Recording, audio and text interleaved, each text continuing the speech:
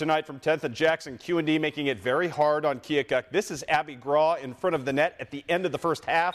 The Lady Raiders 11th. I repeat, 11th goal of the first half. They'd score 14 and beat Keokuk 14-0. Meanwhile, more drama tonight over at Flynn Stadium. Quincy High and Jefferson City going at it. Quincy High down 2-0 at the end of the first. Look at the great centering pass here by Kaylee Kuhlman. It's deflected, but MJ Garkey is there to punch it home, and the Jeff City Lady Jays lead had been halved to 2-1. Quincy High School not done off a PK. Jordan Eisenberg going to tie this thing. That would be how it would end up, 2 apiece, but a nice bit of moxie out of the Blue Devils tonight, getting back into this game and getting the tie rather than the loss. Hey, look at Hannibal, still undefeated as Caitlin Edge pitches her 7th shutout in 7 games. I believe Hannibal is now outscored the opposition 39-0 this season. That's good stuff. Also good stuff tonight on the boys' side. Marcus Knight with a hat trick as Holy Trinity beats Danville. Golf today, Hannibal a big winner over Moberly, and Palmyra gets a great effort again from Hunter Baggett in beating Francis Tolton of Columbia. Let's move on now, talk some baseball today. Illini West versus West Hancock. Zach Houston coaching for IW in his first Hancock County rivalry game.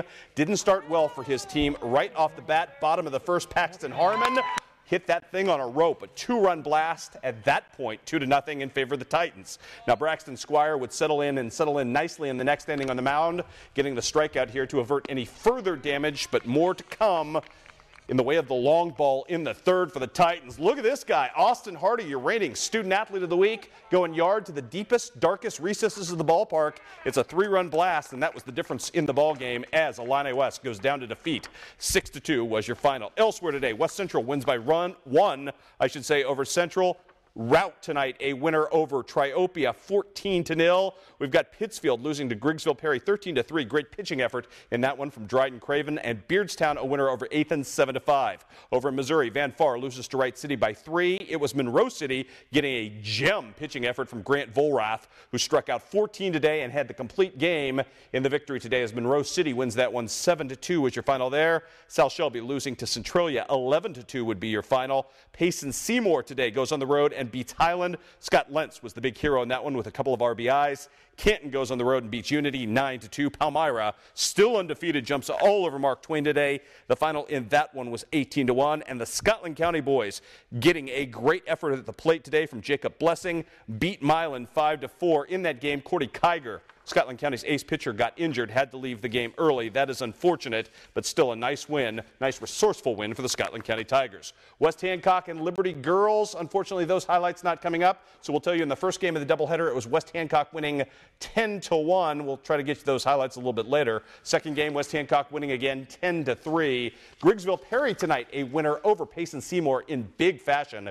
12-1 was your final. Lexi Kessinger with 4 RBIs for the victors in that ball game. Elsewhere in softball today, Unity ends up losing to Camp Point Central. Final count in that one was 3-2. Couple of softball scores to pass along from the college ranks as well, as John Wood sweeps a pair from Lincoln 3-2 in the first game, and in the second game it was 5-3. Again, we're going to try to get you those highlights a little bit later from the softball game of West Hancock. Also coming up tomorrow, great stuff, more from Luke Guthrie talking about what he hasn't spent yet, and a big story on the father-son boxing team.